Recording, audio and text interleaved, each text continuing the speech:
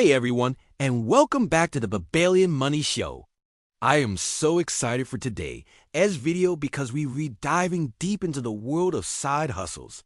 I know you've seen the headlines, the TikToks, the gurus promising you can make thousands of dollars overnight. But what's the real story? How much can you actually earn, and is it even worth your time? Well, I decided to put it to the test. Over the last month, I personally tried out 3 of the most popular side hustles I could find. I tracked every single hour I worked and every single dollar I made. And today, I'm pulling back the curtain to show you everything, the good, the bad, and the surprisingly profitable. We're going to break down exactly which side hustles are just hype and which ones actually put real money in your pocket. Stick around, because the results might genuinely surprise you. Before we jump in, a quick but important reminder. I'm not a financial advisor, and this video is for entertainment and informational purposes only. The results I got are based on my own experience, skills, and the time I invested. Your results could be different, so always do your own research before starting any new venture. Okay, with that out of the way, let's get into it. The first side hustle I decided to tackle was online surveys. You see them everywhere, right? Websites promising to pay you for your opinion. It sounds like the easiest money ever. Sit on your couch, watch some TV, click a few buttons, and get paid. So, I signed up for 3 of the biggest survey platforms out there: Swagbucks, Survey Junkie, and Prolific. I wanted to see if I could realistically supplement my income this way. I dedicated 5 hours a week specifically to this, usually in the evenings after my regular work. The process was interesting. The first thing you learn is that you spend a lot of time qualifying for surveys. You'll answer 10 to 15 preliminary questions about your demographics, your job, your shopping habits, only to be told, sorry, you're not a good fit for this survey. It can be pretty frustrating. For every survey I actually completed, I probably got screened out of 3 or 4 others. The pay for each survey varied wildly. Some were as low as 25 cents for a 15-minute survey, while others paid a few dollars for a longer, more in-depth one. Prolific was definitely the best of the bunch. Their surveys are often for academic research. They pay better, and the screening process is much more transparent. You rarely get kicked out halfway through. So, after a full month of diligently clicking away, what was the grand total? Drumroll, please. Across all 3 platforms, after approximately 20 hours of work, I made a grand total of $78.50. That breaks down to about $3.92 per hour. Yep, less than $4 an hour. My verdict on online surveys? It's not a scam. You do get paid, but it is absolutely not a way to make significant income. The time investment versus the payout is just abysmal. If you genuinely have nothing else to do and you find it kind of fun, then maybe it's worth it for some pocket change to buy a coffee. But if you're looking for a serious side hustle to help you reach a financial goal, I'd say this one is a hard pass. The opportunity cost is just too high. You could be using that time to learn a skill that will pay you 10 times more. So that's 1 down, 2 to go. Let's move on to something with a bit more potential. Next up, I decided to try my hand at food delivery. Services like DoorDash, Uber Eats, and Grubhub are everywhere, and people talk about making decent money, especially during peak hours. The flexibility is a huge draw. You just turn on the app whenever you want to work. I signed up for DoorDash because it seemed to be the most popular one in my area. The sign-up process was pretty straightforward. A background check, entering my vehicle info, and I was ready to go. I decided to dedicate my lunch breaks and a few evenings to this, targeting the peak meal times from about 11 a.m. to 1 p.m. and 5 p.m. to 8 p.m. My strategy was to accept orders that paid at least $1.50 per mile to make sure I was covering my gas and time effectively. My first few dashes were a learning experience. I had to figure out the best areas to wait for orders, how to deal with tricky apartment complexes, and the importance of communicating with the customer if a restaurant was running late. The app is pretty user-friendly, but there's definitely a rhythm to it. Some nights were amazing.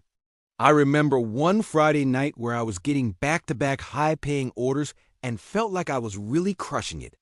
Other times, like a Tuesday afternoon, I'd be sitting in my car for 30 minutes with no pings at all. It's definitely not consistent. You also have to factor in expenses. Gas is the big one, obviously. I tracked my mileage meticulously. Then there's the extra wear and tear on your car, more oil changes, tire wear, and so on. These things eat into your profits, so you can't just look at the gross earnings. So after 1 month of dashing, what was the bottom line? My total earnings from DoorDash were $642. I worked a total of 30 hours. So on the surface, that looks like $21.40 per hour, which is pretty good. But wait, let's not forget those expenses.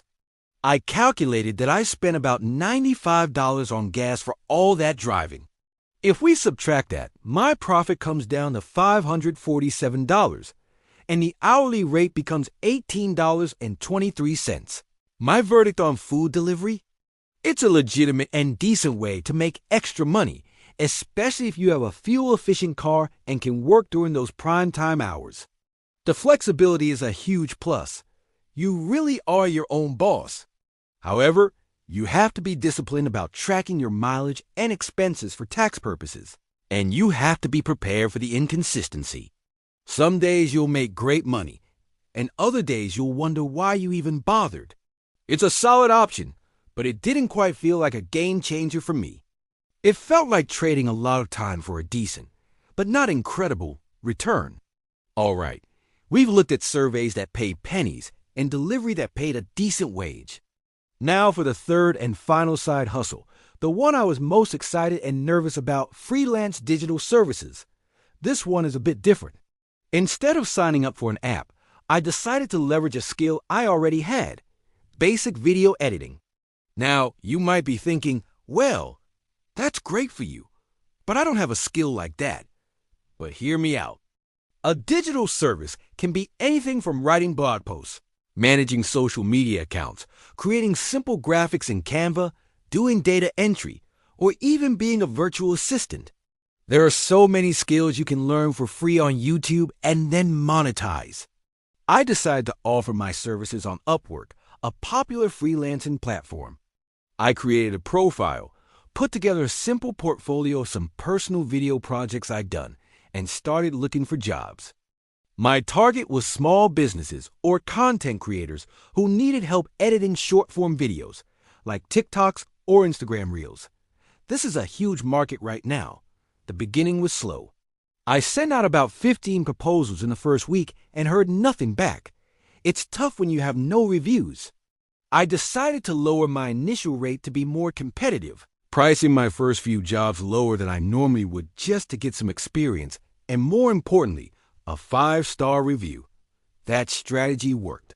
I landed my first gig, editing 5 Instagram Reels for a small online clothing boutique.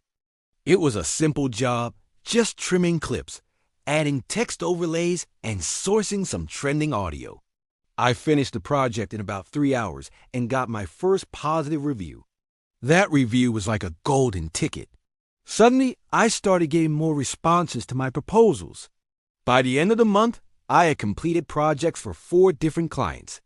One of them was so happy with my work that they put me on a small monthly retainer to edit all their social media videos. This was the holy grail recurring revenue. So, let's talk numbers. My verdict? This was, by a massive margin, the most profitable and rewarding side hustle. Yes, it had the highest barrier to entry. It wasn't as simple as just turning on an app. It required me to learn a platform, write compelling proposals, and actually deliver a high-quality service. But the payoff was exponentially higher. What I love about this model is that it's scalable. As you get more experience and better reviews, you can raise your rates. You can build long-term relationships with clients. You're not just trading your time for money in a linear way like with delivery. You're building a real business. You're investing in a skill that becomes more valuable over time. So, let's recap the grand experiment. Online surveys. A bust, earning less than $4 an hour. Food delivery, a decent option, earning a respectable $18 an hour after expenses, but with hidden costs and inconsistency. And finally, freelance digital services, the clear winner, pulling in over $41 an hour and offering a path to scalable, long-term income. The biggest takeaway for me is this: the most valuable side hustles aren't the ones that promise easy money for no effort. They're the ones where you invest in a skill, provide real value to someone else, and build something for yourself. Whether it's video editing, writing, graphic design, or bookkeeping, developing a high-income skill is the ultimate side hustle. It might take a little more effort to get started, but the long-term rewards are on a completely different level. I hope seeing my real numbers and experiences was helpful for you. It really opened my eyes to where the real opportunities are. Don't just chase the easy money, chase the valuable skills. If you found this video helpful and want to see more real-world money experiments just like this one, do me a huge favor and hit that subscribe button and ring the notification bell. It's the best way to support the channel, and it ensures you won't miss what's coming next. We have a lot more exciting content planned for you here on the Babalian Money Show. Thank you so much for watching, and I'll see you in the next video.